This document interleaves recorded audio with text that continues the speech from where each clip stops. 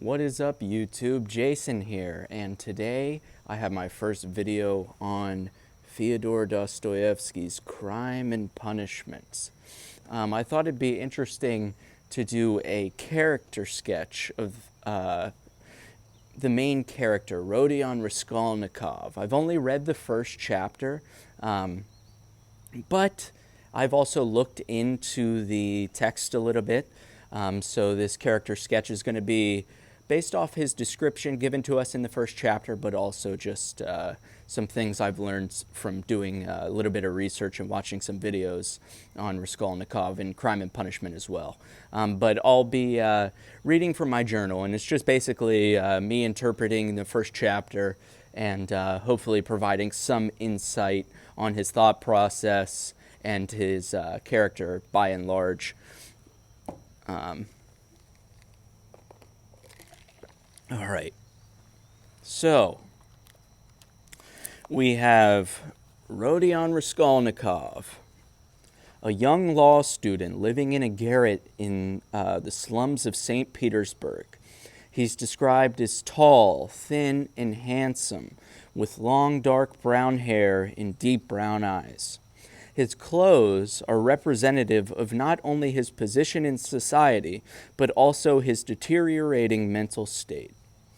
His cladding consists of grimy rags and a tall, brimless hat, discolored and tattered with age.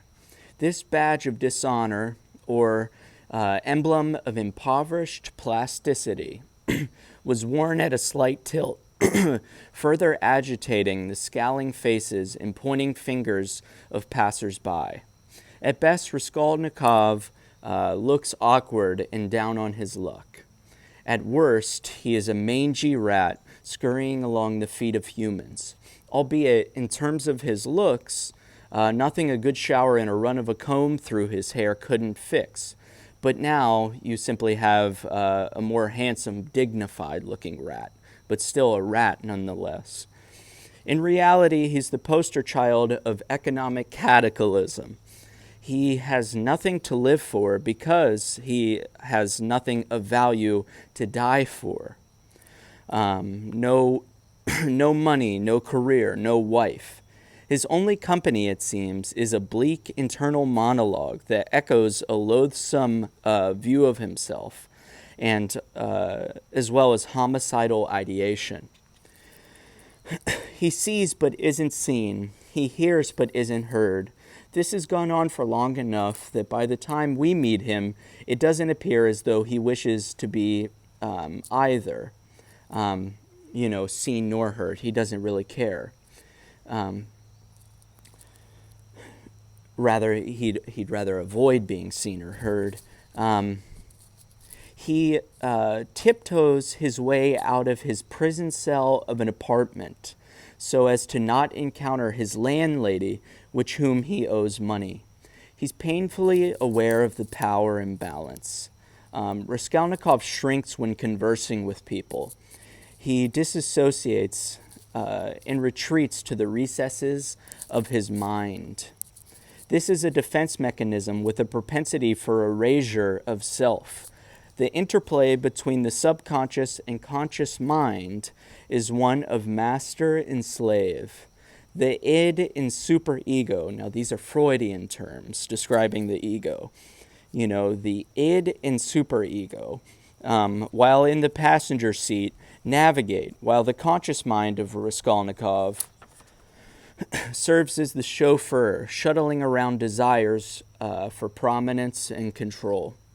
He is at least acutely aware of his lowly position and thirst for change, but a beer at the pub reveals a sense of guilt for a crime not yet committed.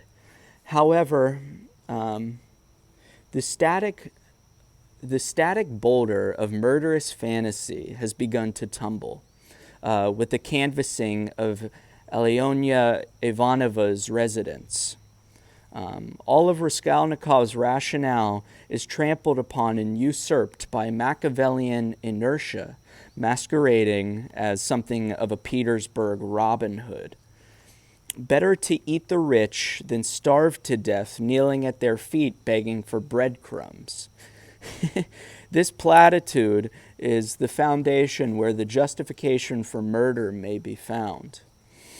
In an arena of class warfare where the proletariat are pitted against the bourgeoisie, and Raskolnikov finds himself on the poor, decrepit losing end, he takes matters into his own hands, viewing himself as an agent for change and a potential for, ushering in improvement.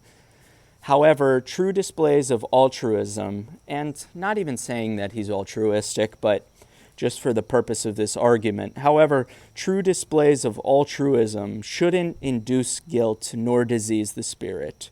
We should have empathy for Raskolnikov, not for the premeditation and eventual heinous act themselves, but for how a confluence of suffering, including poverty, isolation, and anxiety, sort of circumscribe murder onto him, or homicidal ideation onto him.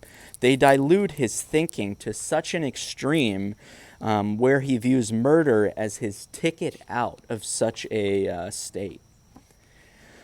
And that is my character sketch of him. I think Raskolnikov is certainly,